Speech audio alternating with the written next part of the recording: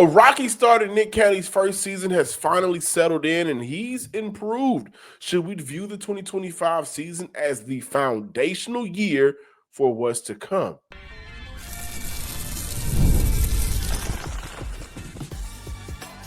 You are Locked On Texans, your daily podcast on the Houston Texans.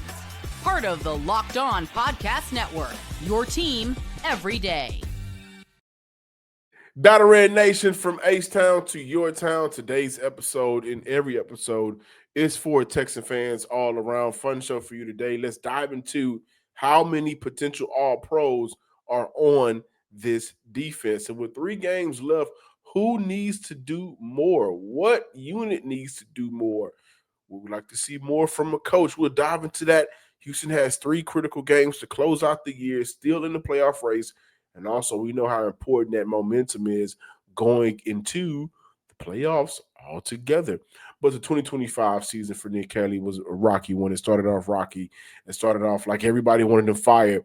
But as of late, he has improved, dating back to the San Francisco game, dating back to the fourth quarter against the Jacksonville Jaguars. So let's talk about the foundation for Nick Caley's future here in Houston, because I don't think he's going to go anywhere, guys. I think, if anything, it'll be smart for Houston to look at bringing in a former offensive coordinator or head coach that maybe let go from their duties at their current team, bring them in as an offensive assistant, and really help get this thing on the road. But I think Nick Caley has done enough in his first year to stick around. I'm your Texas credential media member and football analyst, John Hickman, and to my everydayers from the Himalayas, shout out to you guys. Thank you for making the Locked On Texans podcast your first listen of the day, for being a part of the Locked On Podcast Network, and for making the Locked On Podcast Network now the #1 sports podcast network in the nation.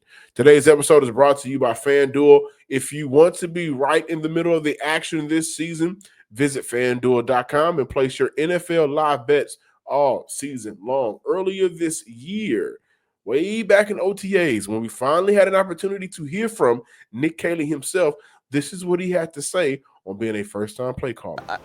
Go ahead, I'm sorry. No, go ahead. No, I think that, again, it's like anything else. We're going to continue to build our scheme as we get into the season. The season's a long ways away from now. So all, honestly, we're focused on is trying to get better every single day, deploy the different schemes that we want to try to experiment with, see what fits us, and we'll see. I know this. We have a good staff. We have good players here. We have good guys that love football, and we're just trying to grow every day. I'm not worried about what's going to happen in September, honestly. I'm worried about just trying to get better every single day here. Yeah, and for Nick Caley, he kind of spoke existence into how his season long-term is going to play out. It's been rocky for him from the start, and he's made the most out of it. He's made the most out of having different offensive line combinations, rotating left guards. He's made the most out of one of the underrated things that he's made the most out of, and this goes to Dalton Schultz, leaning on Schultz when Brevin Jordan goes down, Cade Stover in and out, Harrison Bryant in and out. He goes down with an injury, not having a full and healthy tight end room, not having a full and healthy running back room, no Joe Mixon at all this year. And I think being a first-time play caller under the pressure that he came into this year with, Houston having the expectations that they have, I think he's made some positive progress. I think overall, just finding different ways to lean on the run when it's been there. And when Houston has been able to run the ball, at least for over 100 yards, they've averaged 32 points per game, figuring out the best offensive line combination, getting Trent Brown back over the last 5 games, moving Titus Howard over to left guard, getting the best version of Ed Ingram, right? Shout out to Coach Popovich. I'll talk about that too. And also, as I talk about having to lean on Dalton Schultz because of the lack of tight ends available for Houston, the intentionality involving Dalton Schultz in the offense this year is somewhat of a rebirth for Schultz. A lot of us wanted to run him out of town after last season, but he's improved on his yak yards. He's improved his per game numbers. His season totals are up from a year ago with 3 games left. And also, I got to add, he's been a more willing blocker for Houston this year, and I think that's made all the difference in the world. Nick Caley with that tight end background, do we attribute some of that to him? I think we have to. Also, I think Caley has just settled in for himself. I mean, this has led to the offense having its moments periodically, sporadically, right? Up and down, inconsistent. I understand it, but the points were hard to come by in the first 3 games of the year. The offense was still trying to figure itself out, and that impacted the overall outcome of putting points on the board. Remember, they started off averaging 12.6 points per game, 1 TD per game to open the season. And since then, the operation has looked a whole lot better. And I think the things that I mentioned before that, making sure Dalton Schultz is involved, right? Making sure that they're able to stick to the run game, not shy away, not pull away from it, right? Stand with the run game in that third and fourth quarter when the game is in reach or when the game is still close, right? Those are the things that has helped this Houston Texans offense progress from when they took on LA, Jacksonville, and Tampa to where now they're taking on, obviously the defense is, playing a huge role, but the games like San Francisco, the game like Arizona, games like when you see them in the second quarter and the fourth quarter being able to score points, all of those minor improvements matter. And he's had some not so positive moments. I think what's frustrating me the most this year is the lack of slot usage. And we may look at Jalen Noel, we may want to look at Christian Kirk, but honestly, guys, Nico Collins and Xavier Hutchinson have been Houston's best option out of the slot this year. But they haven't gotten many consistent targets and opportunities. And when I look at Christian Kirk, Houston really needed for him to be a wide receiver 2 this year. He's had moments early, but 3 games in a row, he's been held to under 10 yards. The premium pick spent on Jalen Noel, who, by the way, has done a phenomenal job in boosting Houston's return game. I think 27 last year, 32 this year in terms of return yards per game. But he's had back-to-back moments in Seattle and San Fran, 77 yards, 63 yards. Since then, he's gone over 15 yards once. Most games he's held to one or fewer catches. The slot usage has been just not there for Houston. And that's not a good thing in 2025. That's not like modern football. You make sure that you involve your slot receiver or you find matchups for your wide receiver, motioning them into the slot. And he's done a good job of that at times using Jaden Higgins in the slot in the red zone. I think that's one of their bread and butter plays. They need to stick to it. But that goes to another thing, the inconsistency with involving playmakers. You'll hear from Jaden Higgins one drive, you won't hear from him for the rest of the game. 1 week he's having impact. Xavier Hutchinson, 1 week he's having an impact, and you won't hear from him for a game or two. That's been a problem for me. Again, Houston does not have a true wide receiver 2 or at times a wide receiver 3 on this team. They would hope for it to be Christian Kirk, but it ain't been Kirk. And honestly, this is more so of an endorsement for Xavier Hutchinson, who was a guy that I wasn't too favorable of this year. Right, coming into this season, I thought John Mechie may have deserved more of a shot, but Hutchinson, when getting the opportunities, he's been playing good football for Houston. The opportunities just haven't been there. Obviously, the first and third quarter scoring issues, that's well documented. The red zone woes, that's well documented. The end of half management, that's well documented. He ain't been perfect. It ain't been pretty, but there's been some things that he can improve on. There's also been some things that he has improved on, right? And when I look at the future building blocks for the future on the offensive side of the ball, did y'all know that Ariante Ursery has been left on an island nearly 65% of the time and has around an 85% win rate? The only rookies with a higher island rate ahead of him, Kelvin Banks, who doesn't have a better win rate, and Josh Simmons. So he's obviously a building block for this offense and Nick Caley for the future. And I think Woody Marks is a building block for the future, right? He puts Houston in a position to know what they already have, right? Which allows them to properly assess the market, whether it's free agency or the draft. It's been a couple of years since Houston has had a trustworthy RB2. Now moving forward, Houston can either go out and find their next true RB1 or when Mixon returns, they know that he doesn't have to be the end all be all. And if it's me, I just opt to move on from Mixon given his age and health. But at least they understand and know we got Mark, somebody that we have trusted to help us win games this year. Also, a building block for his future, his boy from New England, Cole Popovich. When you know that you have a coach that can coach up your offensive line, get them to the physicality, to the style of play that you're looking for, and they have to improve. But that helps you with your play calling, and they can only go up from here. The foundation for Caley started off slow, right? It ain't been pretty, but it's been a slow progress. And I think in the future, it would be smart for Houston to invest in players that might not need schemes, a guy or two that are just dogs. It's been a lot asking Caley to go out there in his first year and not have Joe Mixon and not have Tank Dell and Christian Kirk not be consistent. Grading Caley in the totality of the season would be easier if the offensive line unit had been healthy and Trent Brown started the year off. If there's anything we can take away from Caley, it's that he's been able to adjust throughout the year, right? He's worked through not having these guys for a year and still found ways to get the job done in spurts. And the defense has been good enough, great enough, phenomenal enough to close out these games. Now, with 3 games left in the season, who do you want to see more from? More Locked On Texas talk on the other side.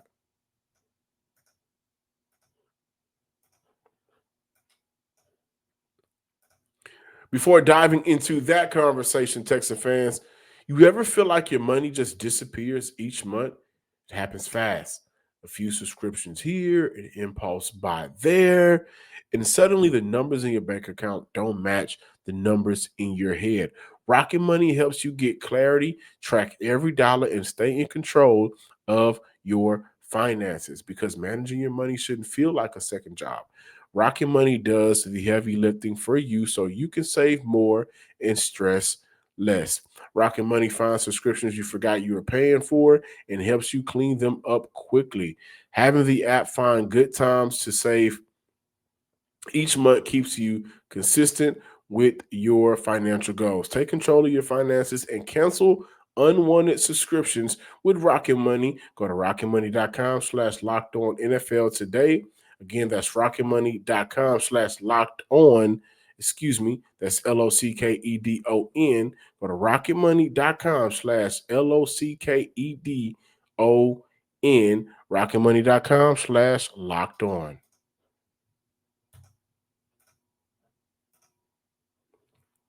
Getting back to more Texans talk, who needs to do more? What side of the ball needs to do more? Is there a coach that needs to do more? And I think when you look at the position the Houston Texans are in currently, everybody needs to do more. I personally think we heard D'Amico Ryan say the defense didn't play up to standard. Then we also see Will Anderson not speak to the media after the game. He's normally open in the times where I'm there. Now, I'm just speculating here. There is no source on this. And if it's a personal matter going on, I pray that it's taken care of. But I just think maybe he didn't want to talk because he was pissed off by his own performance. Yo, they went to that game against Arizona. And then last week against Kansas City, they played some banged up, beat up offensive lines in the last couple of weeks. And when we go back to the Buffalo game, they had 8 sacks against Buffalo's starting offensive line. The last 2 weeks, slim pickings. So as we talk about who needs to do more, what side of the ball is there a player that needs to do more? I'm comfortable saying, hey, I think the players on the defensive side of the ball up front, who's now going to be without Mario Edwards. They just lost Tim Settle, who was doing a good job. I think those guys on the outside know they got to get their intensity back up. Also, we'll talk about it. I mean, they got some all-pro aspirations, and you can't let up like that, right? So that's how I'm going to kick off this segment. Who needs to do more? I could be a fool for saying this, but hey, I'm going to say it. The receiving core, not named Nico Collins, who, by the way, shout out to 12, man. He just got his third 1,000-yard receiving season for the Houston Texans. Only 3 receivers have been able to do that for Houston. AJ 80, D Hop, and now Nico Collins. But you know what hurt Houston in both second-round playoff matches since the arrival of DeMeco Ryans? Not a lot of help from the other guys. You got your ball busters, you got your vets, you got your high shots, then you got your other guys. That's a movie reference.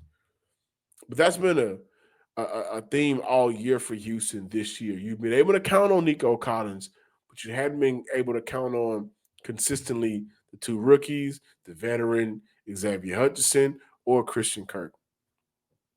Braxton Berrios has been healthy scratches or hadn't been able to play out there. So for the next 3 games, what better way to get better ready for the playoffs than having those guys out there on the field making plays? I think it's important for them to make plays. I think it's important for Xavier Hutchinson. What I like the most about Hutch is this year, when I look at what has helped him out a lot, it's been his ability to create those yak yards. Out of his 319 yards, 95 have been yak yards, 15 first downs. Like, that's where you want to see Hutch, impact the game. Getting the ball in space, cutting up field. Somebody got to step up, right? And the next one isn't necessarily a who, but more so a what. Stroud in the offense being intentional consistently with the quick and decisive throws. With 2.5 seconds or less, Stroud has 7 TDs, no interceptions, and a 75% completion percentage. This is the formula to sustain drives and win in between the 25-yard lines. This is how Houston has been able to do it over the last couple of weeks, dating back to Davis Mills as well. So I want to see more of that. I think fans should want to see more of that. I think the Houston Texans offense know that. And DeMeco Ryans kind of talked about it. When Stroud is decisive with his throws and the ball is coming out, look at how easy the offense comes to Stroud. So that needs to be a consistent thing. Also, a common thing when talking with some of the players after Sunday's victory was they felt like they left points on the field.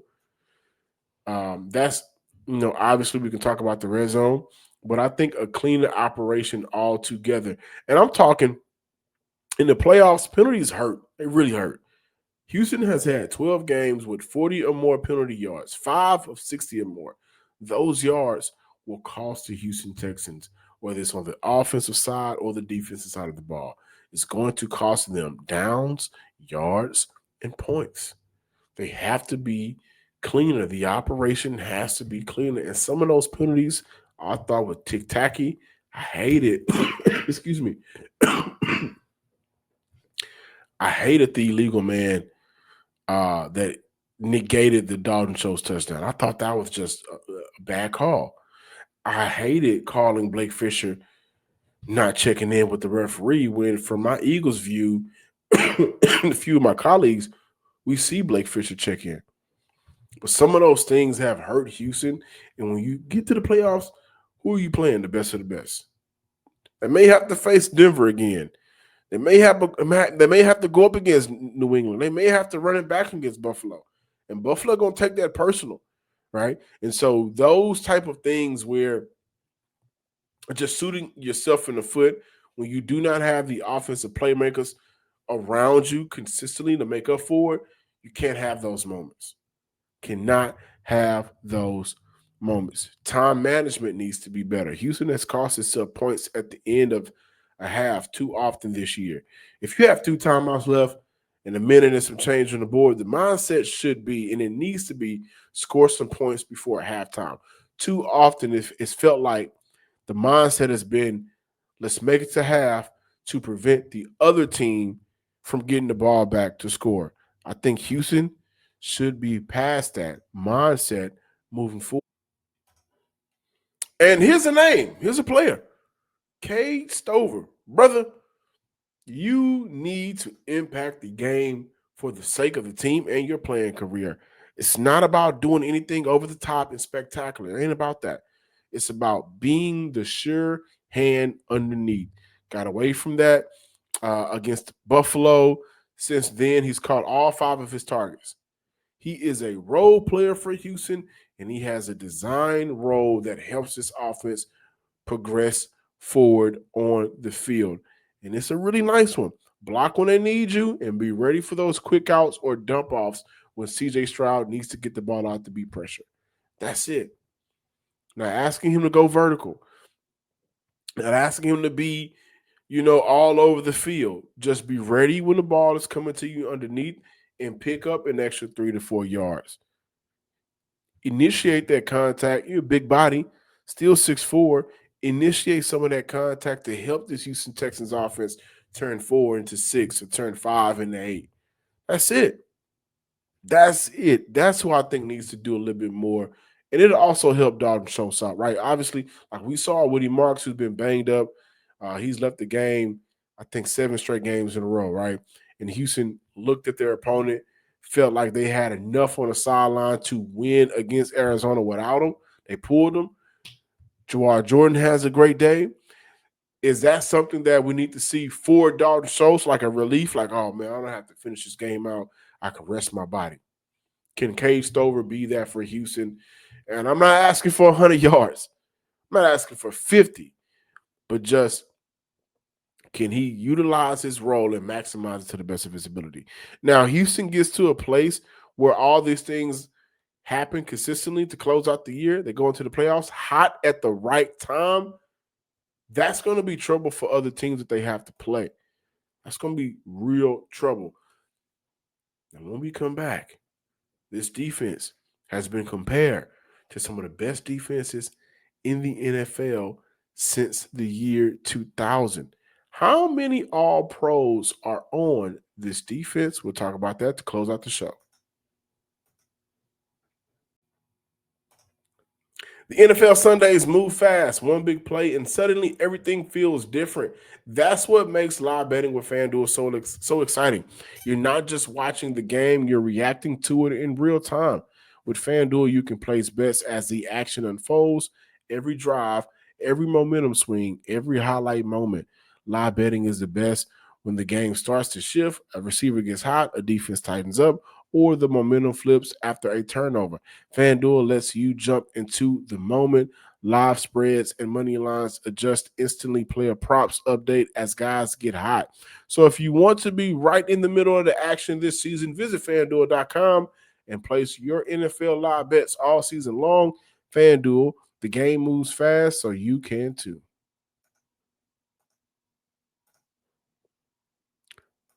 Closing out today's episode, I think it's important to remind you guys of something that the Locked On Network has for you. Thank you for making Locked On Texans your first listen of the day. And thank you for making Locked On the #1 sports podcast network.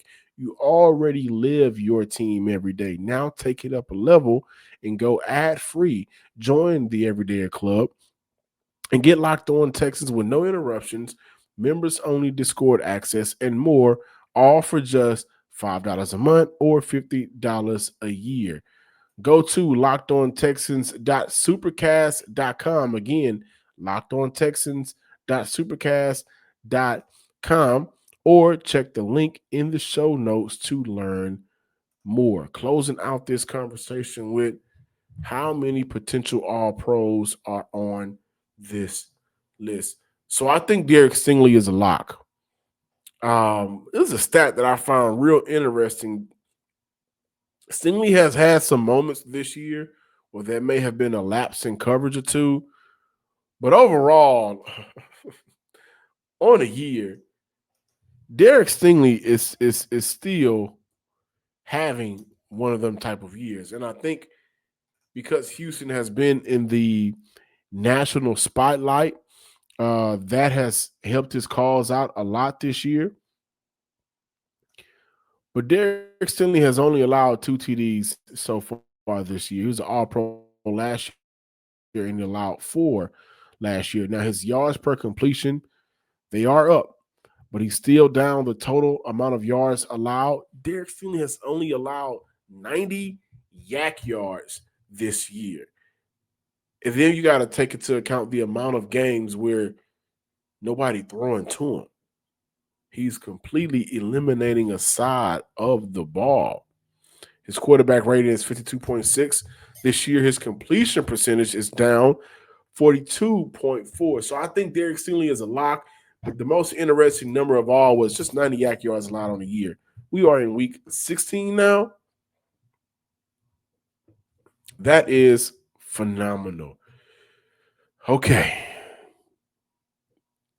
If Derek Stingley is a lock, when I look at who's playing some great safety around the league, Jalen Petrie and Kalen Bullock, where are those two players going to land? Where? Because if I look at the history since 2000, the LOB Seahawks, the Legion of Boom Seahawks, they had 3 players selected to an All-Pro team. The no-fly zone, the Denver Broncos, had 2 players selected to an All-Pro selection. The 2000 Baltimore Ravens, widely regarded as the best defense in modern football, they had 5 players selected to All-Pro. Now, if you look at Kalen Bullock and say, hey, man, he's allowed too many big plays this year, and those big plays have hurt Houston on the year. He's allowed 4 TDs overall. Got a couple of games where, guys have just been able to torch him. This year, he's nearly averaging 15 yards per completion, close to 500 yards altogether on the year. If you want to hold that against him in his second year, I completely understand it, and I won't argue with you on that point. However, Jalen Petrie has just been phenomenal for Houston. 0 touchdowns allowed. That's a favor. That's in favor for him getting the vote. 4 interceptions this year, his most since his rookie year. Only 331 yards this year allowed. That's in favor for him. Not a lot of yak yards on the year, right? And what I like the most is Jalen Petrie has been what you need in cover against the pass, but also against the run. Not a lot of safeties, and I know he plays a nickel and he's down around the line of scrimmage, and I get that. But what he's asked to do, cover tight ends, cover slot receivers, right? Also be impactful in the run game. And what plays in the favor of Jalen Petrie, he's hitting.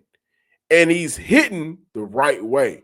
Like, it's not like he's a dirty player. He's far from it, right? We can agree on that. But he's still going out there and laying the boom with the concussion cap. I think Derek Stingley is going to be a lock for All-Pro. I think Jalen Petrie is going to get a nod this year for All-Pro. I don't think Kamari Lassiter is going to get it, though I'm very curious to see how that situation in terms of voting is going to be at the end of the year.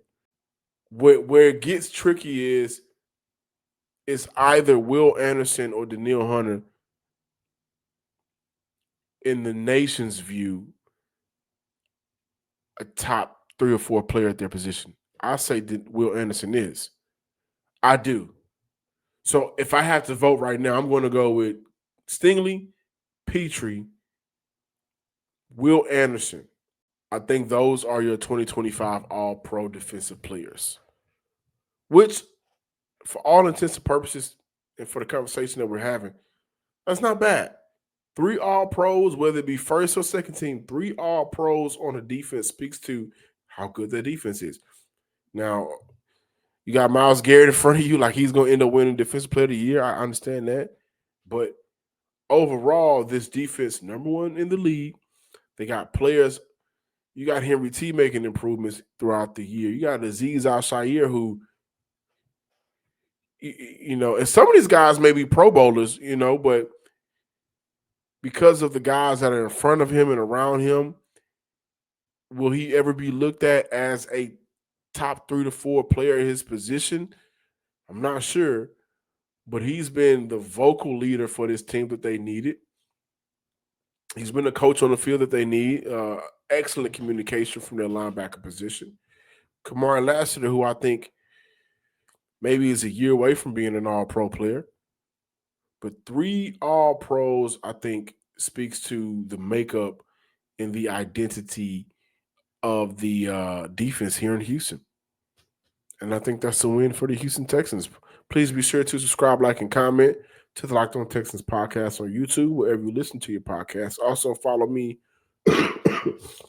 on Twitter at John_Hickman12 and on Facebook, John Lee Hickman, on Instagram as well at Some Sports Guy. Until next time, ladies and gents, Texan fans across the nation, peace.